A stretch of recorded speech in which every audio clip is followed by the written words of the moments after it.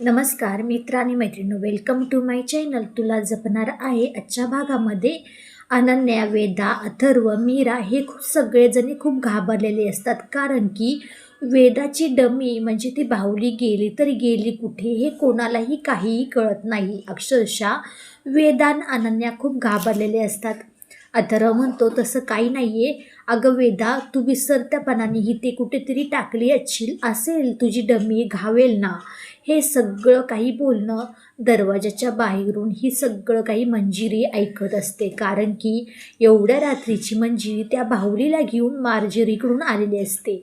मार्जरीने जसं काही सांगितलेलं असतं तशी ती करणार असते मीरावरती काळी जादू.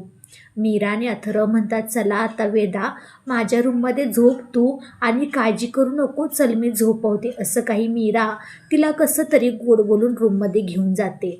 अनन्यालाही अथर्व घेऊन जातो. अनन्याही खूप घाबरलेली असते आणि हे सगळं पाहिल्यानंतर अथर्व दरवाजा आतून बंद करतो. त्याच्यामुळे मंजिरी बाहेरच अडकते. मीरा वेदाला खूप समजवण्याचा प्रयत्न करत असते. अगं, तुझी बाहुली घावेल, तू घाबरू नकोस आणि काही होणार नाही आहे. आणि तोपर्यंत अनन्या म्हणते की दादा, ती बाहुली कुठे गेली, आपण आत्ताच्या आत्ता शोध लावूया. कारण की मला आई रूममध्ये आले होते हे आठवते मला. चल ना, आपण विचारूया, नाहीतर मला काही झोप लागणार नाही. अथर्व मीरा हे ते मंजिरीच्या रूमकडे येतात आणि पटकन दरवाजा वाजवतात. म्हणतात की आपल्याला दरवाजा उघडल्याशिवाय काही सत्य माहीत पडणार नाही.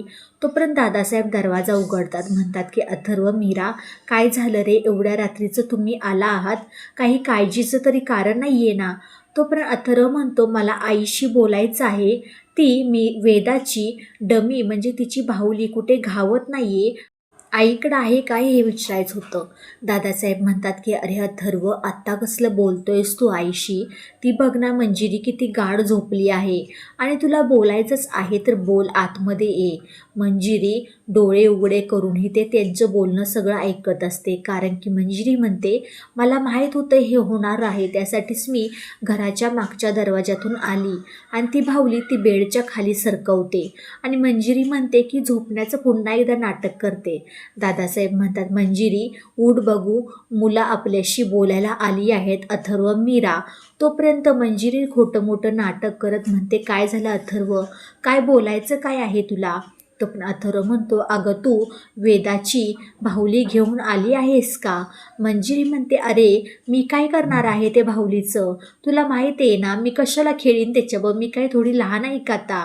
असं काही म्हणल्यानंतर ते दोघीजणी तिथून निघून जातात. दादासाहेब म्हणतात की मंजिरी, अगं ही मुलं आपल्यापासून काही लपवत तर नाहीत ना. मंजिरी म्हणतात, नाही हो, तसं काही असतं तर सांगितलं असतं.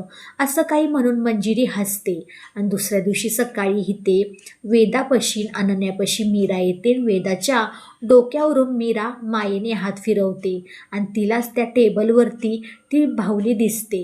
आणि तोपर्यंत मंजिरी दारातून बघते की बरं झालं मी रात्री बाहुली इथे आणून ठेवली, कारण माहीत होतं वेदापाशी सकाळी इथे मीरा येणार बघणार.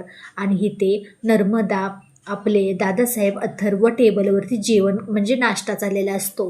तेवढ्यात मीराने ती बाहुली हातामध्ये घेतल्यानंतर मंजिरी पटकन मंत्र म्हणायला चालू करते. मंत्र म्हणायला जसं चालू करते तशी हिच्या सगळे काही बाहुलीची शक्ती प्रकट होते. घरामध्ये वटवाघुळीचा प्रवेश होतो. वटवाघुळीचा प्रवेश झाल्यानंतर सगळी काही काळी जादू इथे मीराकडे यायला आकर्षित होते. मीराला चक्कर येऊ लागते. तिला ना अस्वस्थपणा वाटू लागतो, कारण की सगळं काही तिचं रक्त ती बाहुली शोषून घेण्याचा प्रयत्न करत असते. आणि हे तिघेजणी नाश्ता करत असताना एक घरामध्ये वटवाघूळ शिरते. आणि दादासाहेब म्हणतात की घरामध्ये ही वटवाघूळ कुठनं आली आहे आणि अथर्व कसं बसं तिला बाहेर काढतो. नर्मदा आणि दादासाहेब ठीक आहेत का हे अथर्व विचारतो. मीराला खूप अशी चक्कर, अस्वस्थपणा येत असतो आणि ही मंजिरी आकडे मोजत असते. कारण की तिची शक्ती तिला आत्ता कुठे चालू करायची असते, काम करायचं असतं. कारण की मीराच्या पूर्ण शरीरामधलं रक्त सगळं काही बाहेर निघलं म्हणजे तिचं शरीर पूर्ण काळनिळं पडेल आणि कुणाला माहिती पडणार नाही की तिचा मृत्यू कसा झाला आहे.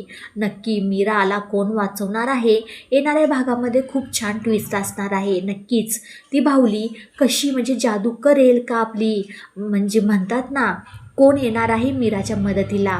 नक्की अंबिका तरी कुठे गेली? तिलाही माहीत नसतं की नक्की आपल्या मीराबरोबर काय होणार आहे. व्हिडिओ शेवटपर्यंत पाहिल्याबद्दल खूप सारे मनापासून धन्यवाद. आवडल्यास लाईक शेअर सबस्क्राईब करायला अजिबात विसरू नका. बाय सगळ्यांना.